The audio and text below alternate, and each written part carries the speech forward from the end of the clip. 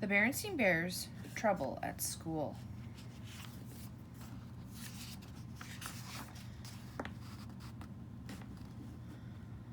Though Brother and Sister Bear were usually very healthy, they occasionally caught cold.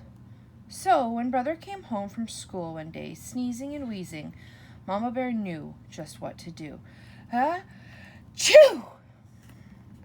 She took his temperature, tucked him into bed, and went right to the phone and called Dr. Grizzly.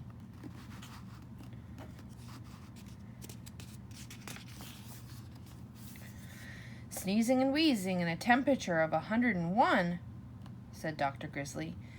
Keep him in bed, give him plenty of fluids, and keep him home from school until his temperature is back to normal. Mama followed the doctor's orders, and little by little, Brother's temperature began to go down. I feel a little better, he said. May I get out of bed? I'm afraid not, said Mama. The doctor wants you to stay in bed. But there's no reason why your stay shouldn't be as pleasant as possible. Papa, she called, would you bring up the portable TV? The portable had a remote control, and pretty soon, Brother was having a fine time switching from one cartoon show to another. When he tired of TV, he got out his comic books, and when he tired of those, Mama brought him his dinosaur collection. There was no doubt about it, except for his sniffles. Brother Bear was having a pretty good time. So when Sister Bear brought home a folder of schoolwork for him, he hardly looked at it. He was much too busy having fun.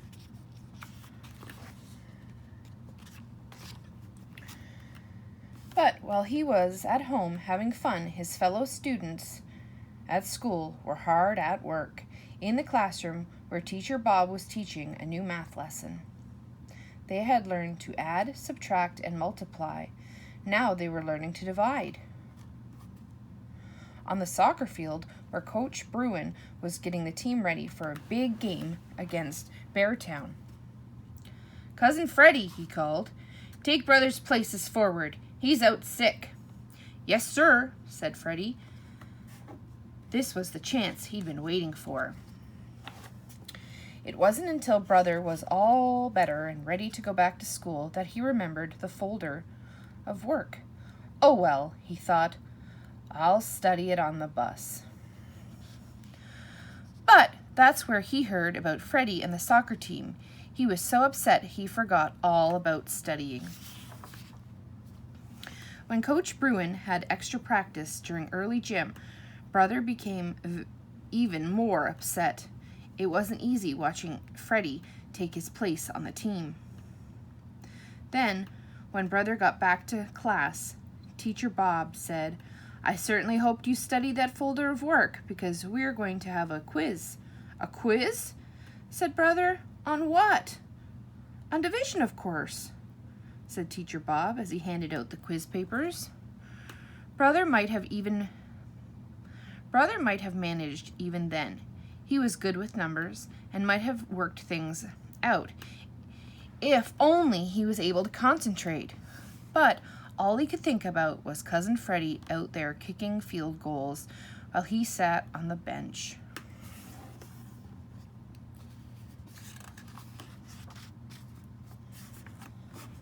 The quiz was a disaster. Not only did Brother get every problem wrong, but Teacher Bob wrote on the paper, very poor, must be signed by parent. Brother didn't know what was worse, the soccer mess or the quiz disaster. What would he say to Mama and Papa when they asked about how things were gone at school?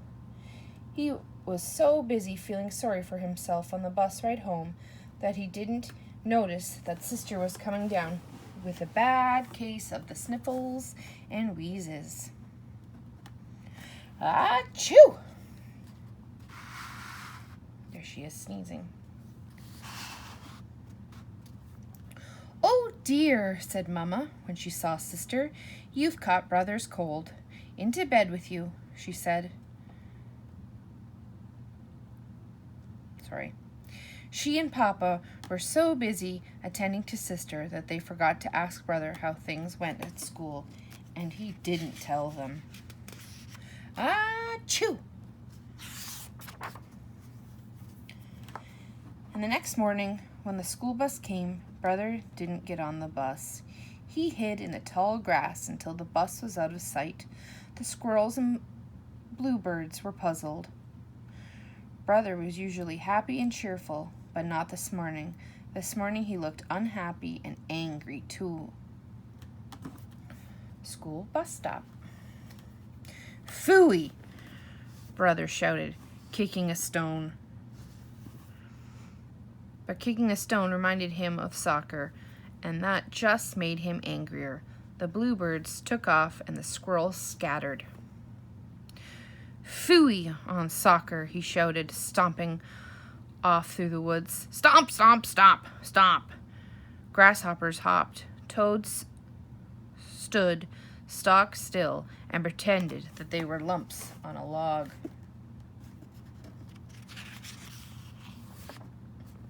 Phooey on school, Brother shouted, stomping out of the woods. Pansies hid their faces. Ladybugs flew away home. And he said, reaching into his school bag, Phooey on division. He had come to the top of a big hill. He took out his quiz, folded it into a paper airplane, and sailed it high into the air. The hill overlooked a swampy, overgrown bog. As Brother watched the quiz circle and swoop, he noticed something out of the corner of his eye. A familiar house on the edge of the bog.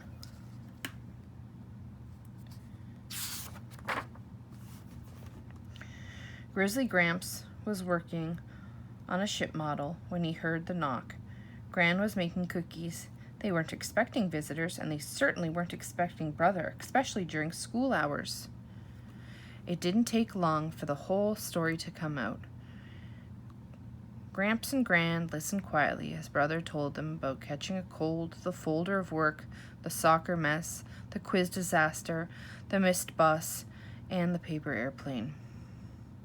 Come with me, young feller, said Gramps. I want to show you something.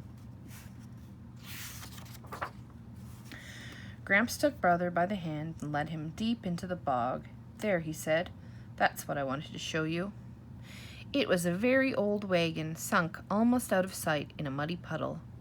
How did it get there? Asked Brother. It wasn't easy, said Gramps.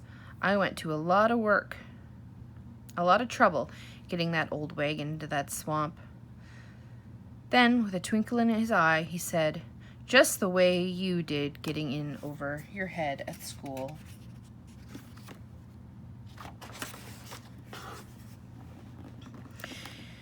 It happened a long time ago when I took a wrong turn, just the way you did when you didn't study that schoolwork that Teacher Bob sent home.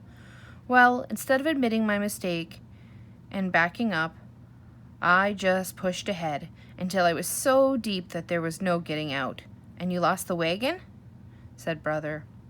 Yep, said Gramps, but I learned a valuable lesson. If you find yourself on the wrong road, don't just keep going until you're in over your head. Back up, start over on the right road. How am I going to do that? Asked Brother. Oh, I think you can manage.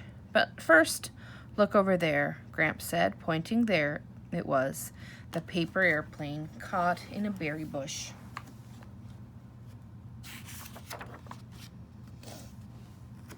What do you think they'll say?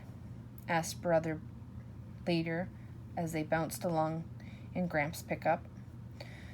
We'll find out soon enough, said Gramps, pulling to the stop in front of the big treehouse. And let's not forget Gran's bag of cookies.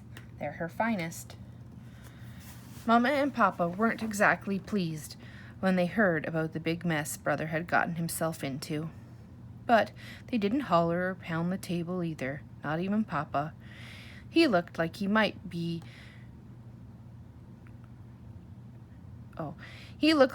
going in to when he saw the paper he had to sign. Gramps had tried to flatten it out, but it was still pretty wrinkly. What happened to this? He asked. Oh, said Gramps.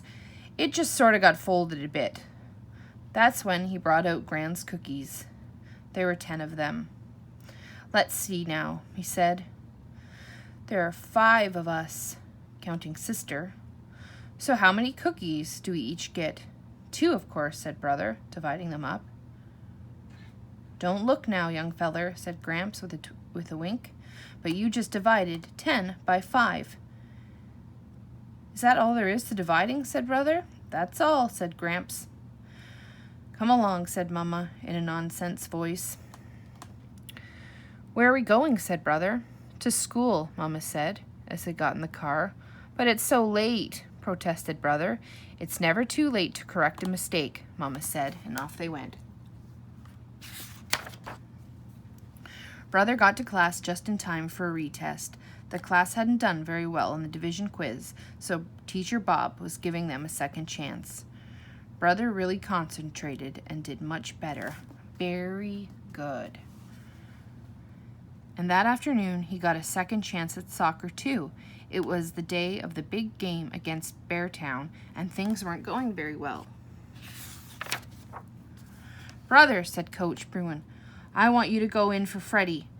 I don't think he's quite ready for first team. Glad to help, Coach, Brother said as he ran onto the field. You know what they say, it's never too late to correct a mistake.